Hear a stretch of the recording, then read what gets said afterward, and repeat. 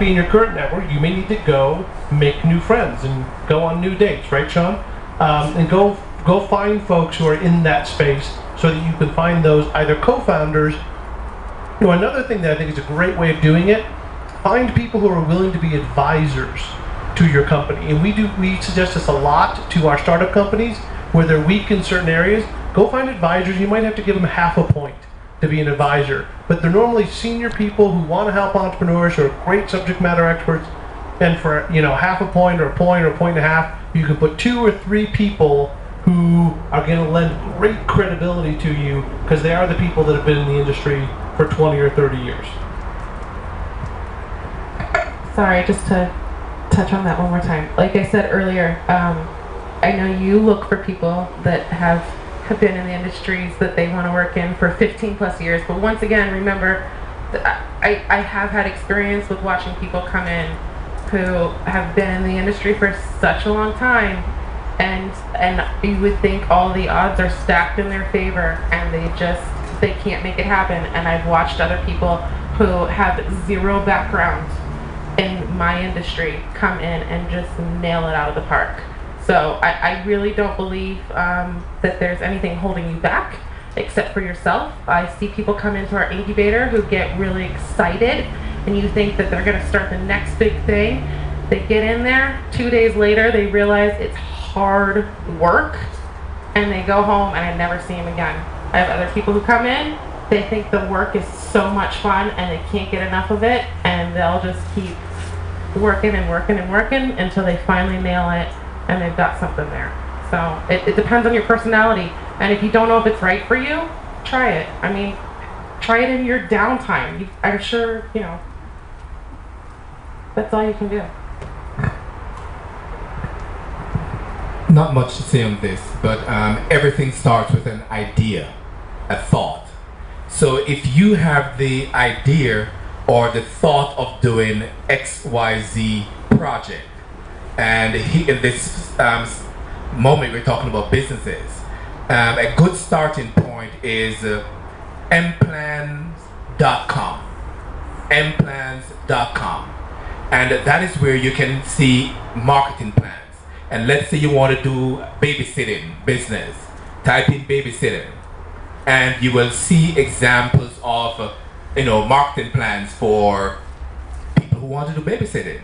You can go to bplans.com, and that's where you can see all of your business plans. If you want to be a caterer, you type in catering, and you will see examples of catering business plans that will pop up. And you can now start putting your idea or modeling some of the examples that you have seen there into your own thing. I know that there might be a fear, and it might be again culture, that somebody's gonna steal your idea, because it has happened where ideas are thought of and it is shared, and the next moment, even with banking, you bring your business plan or your plans to the bank, and you're turned down, and the next couple of months your business idea, you see it out there, and it's like, what the heck?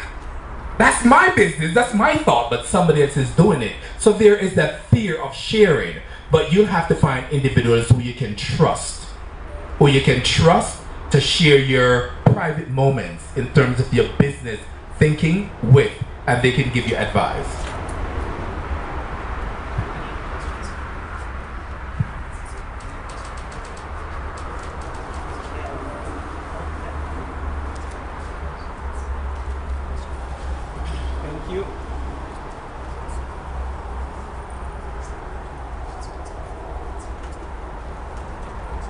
Thank you. My question is on the priorities. For example, if you want to start a business, but at the same time you are fully employed, I know there are some challenges that for you to be able to fully manage a business when you are committed to something else is very much challenging. How best can you be able to balance those two obligations? You're talking about my business, man. Why are you? I think you're as I said earlier, that I have a Monday through Friday job, 9 to 5. But after 5 o'clock, it's my time. Whatever I do at that time is mine. And yes, it is challenging. It is challenging to respond to emails and telephone calls. But you have to be able to manage your time outside of your regular time to actually network and grow, the after work social. Even when I don't drink per se, but I have to go and hang out with the guys who are drinking just to hand out my business card and have a conversation, and it's after work. So you can find some after work parties and social gathering for after work, and that's when you get into that space. Now you're talking about your business. It is a tough balance, but the luxury of it for you and for myself is that you can take baby steps while building your business. You still have something that is sustaining your day-to-day versus someone who is in the mode where, guess what, I have to get this business to grow now because the mortgage is to pay, the rent is to pay. How do I do it? I don't have bus fare. I can't do this, I can't do that. That would make it even more challenging, but for me it's a little easier. It's just that it develops patience in me to say, guess what, it will come. I will have to manage this time. I sleep a little bit less, I'm up a little bit later, but I am building something that belongs to me. Yeah, I think figuring out your business while you have a job is a really great model. I think I mentioned a couple times already this concept of lean startup, where you expend as little capital as you can to get to a minimal viable product, to get it into market, to see if people are going to pay for it. And I think a strategy of doing work at night and on weekends to get to that minimal viable product to go to market is a really smart way of doing it. It lowers the risk. And the other thing, that if it takes a year after you go to market to figure out how to make significant revenue, well, you haven't burned through, hopefully you have savings, haven't burned through your savings until you had to. So I think it can be really smart. The other thing to do, and the other value of co-founders, and we've done this a lot with companies in our incubator program, that two of the co-founders will stay at their day job. And our requirement is only that one of the co-founders has left to pursue the opportunity full time. And we're okay with some other people being employed at other places, because the idea is that lowers the burn rate or the monthly expenditures of the company. You're not trying to feed 3 different founders. So I think there's a lot of advantages to that model. And the other thing you've heard everyone say too is talking about passion for what you do. If you're not passionate enough about what you're pursuing that you're willing to go work another 40-hour job after your 40-hour job is over each week, then maybe you don't have the right idea yet, because that's what it takes. And in the end, we talked about what commonalities. I think the single most global commonality for the entire world of successful versus not successful entrepreneurs, more than education, more than business idea, more than country they are in, is how bad do they want it.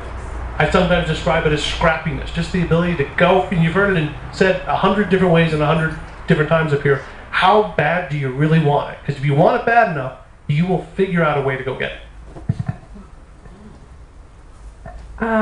Yeah, I agree. Yeah, great. Build your schedule out. If you're thinking that you need a full-time job, if you have a full-time job and you need to work after work, say, okay, great. I'm going to meet with people between 5 p.m. and 6 p.m. I'm going to have my dinner from 7 to 8, and then I'm going to go work from 9 till midnight on my new business. And if any other little times that I can find to work on it, I'm going to go work on it. I think building a schedule and dedicating those hours and not always being consistent with that will help you in the long run. So I might just jump in here as well, because I'm realizing that I'm walking this journey. I had a day job. I had to become a selfish person. So when everyone was going to the barbecue or the braai, or in fact, someone asked me, I went over to see my cousin, and she said to me, when was the last time you went Kwamerek? When was the last time you went Kuhuku? And I said, I haven't been Kuhuku at all. And the reality is I haven't been to all these places because I'm sitting in front of a laptop, reading books, watching videos, trying to learn as much as I can. You know, when I've got a daughter, you know, and so when the girls leave and they go to someone's house, I'm like, yes, the house is quiet. Don't tell them I said this. The house is quiet, and I'm able to just watch, you know, Bloomberg. I'm able to watch, you know, I absorb as much information as I can about how to be an entrepreneur. I surround myself with, in fact, that's what I talk about mostly. I talk about media, obviously that's the sector that we're in. I talk about what entrepreneurs are doing, their habits. You know, I sleep less than I used to. I've gotten used to it now. I wake up in the middle of the night, and if I wake up and I've got an idea, I get up and I make some notes. I've got tools that help me. So my Google Calendar is like, that's the one. I can't live without it. Evernote, they're tools that I just use. They just, I don't work for these companies and I'm not paid to think, but I'm just sharing what I use.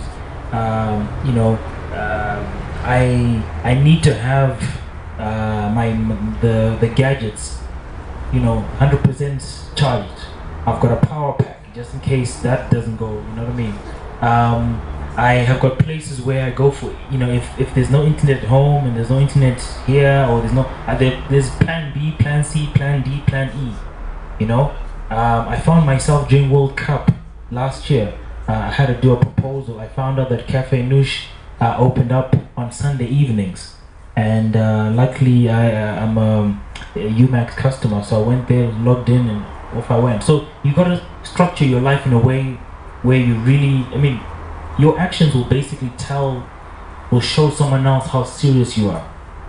And because you're so serious and you're so focused, even when you're looking to your circle of friends or anyone who can help you, they can see how serious you are. And when they see how serious you are, then they'll start to say, hey, you know what? I know someone who can help you. You know, I know someone who's in your field. They start sending you emails about people who can help, or people you can interview, or whatever it is. So, and that happens to me a lot now, because I've shown how serious and how dedicated I am to this thing. So it really is, you know, you have to change your mind. And it's not like you're being unfaithful to your job. You know, you just realize that, look, this job is only there for a season, and you've got to make time. So it's a tough life, but you know, it's rewarding at the same time. I have just on giving up your social life. I mean, don't look at it as giving up your social life, but you do. I have friends who, when they hear I'm self-employed, I'll get a phone call at 9 o'clock in the morning. Hey, I decided to play hooky from work. You want to come join me? To them, hearing I'm self-employed means I have the most flexible schedule in the world, and I can do anything I possibly want to imagine. And I have to be the word of disappointment and let them know I have orders to get out. I'm going to be here all night. I'm going to be here till 2 a.m. I have friends who finally start understanding that, yes, it is a real job for me. I don't have as much flexibility, and they understand that. And once again, they do start taking you seriously. You know, when they know that they hear I'm working till 2 a.m., they're like, oh, my job's easy. I get off at 5 o'clock. So they see that you're pushing yourself forward.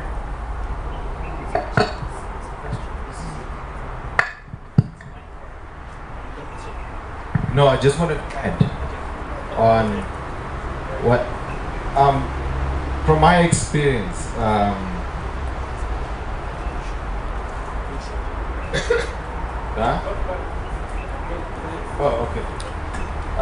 from my experience, you should know what you want. Do you want to, you should have a goal, to say, I want to become this. If you don't have a goal, then you're not going to be successful. Because this is my experience, I'm not saying, if you don't have a goal, you won't achieve anything. Money always follows a person with a vision. right? Money is just a tool used to develop your vision.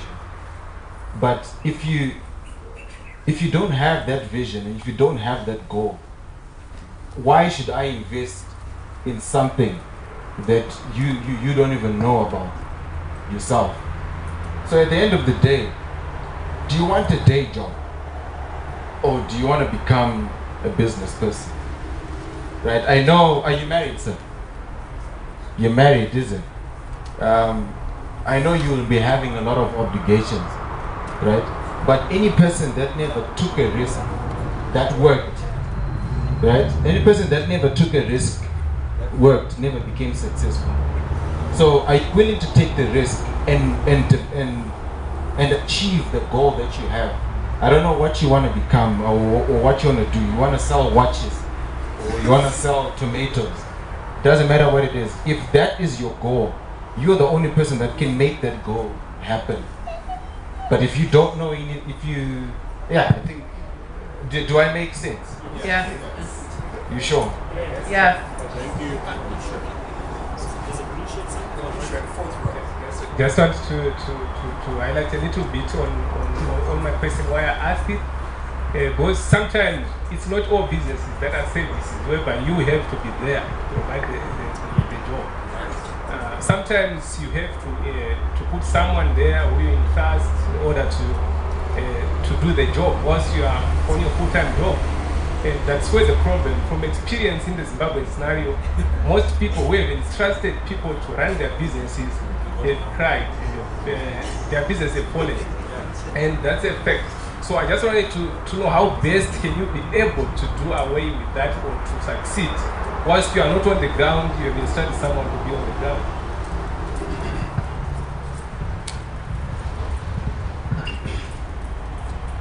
Thank you. This has been a very interesting session because it started off with a full understanding of how do you actually create a sanctuary for entrepreneurs. And I'm always talking about context because context shapes and defines meaning.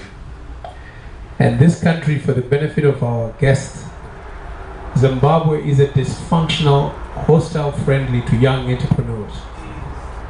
So before they even start, there has to be an agreement with themselves, within themselves, that there's a brighter future.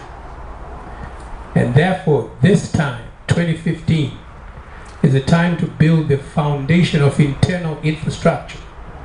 There is no entrepreneur that does not function from an internal infrastructure.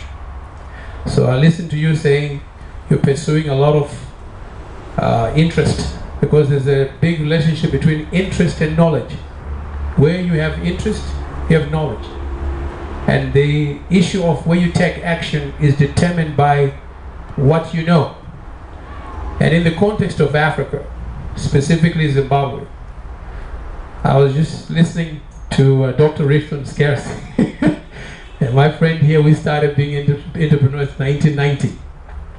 And we were DJs together. And you will never in Africa find an environment that already you can walk into. That's why these incubators that are coming in now are very critical, because they provide the ground for which the fertility will become. So there is always a relationship between seed and harvest. Everything in the harvest is in the seed. And Dan was talking about the DNA for Harare. Until you figure out what is the DNA in you that matches with the environment for Harare, you will not grow. And right now we have a situation in the country where everything you want to do is technically illegal. Technically illegal. But it's not happening to you only, it's been happening to us for a long period of time. So I talk about Zimbabwe having fundamental circumstances which we have to come to terms with. And I do ask each one of you, before you run with this thing for entrepreneurship, to take in cognizance of the fundamentals of enterprise in a Zimbabwean environment.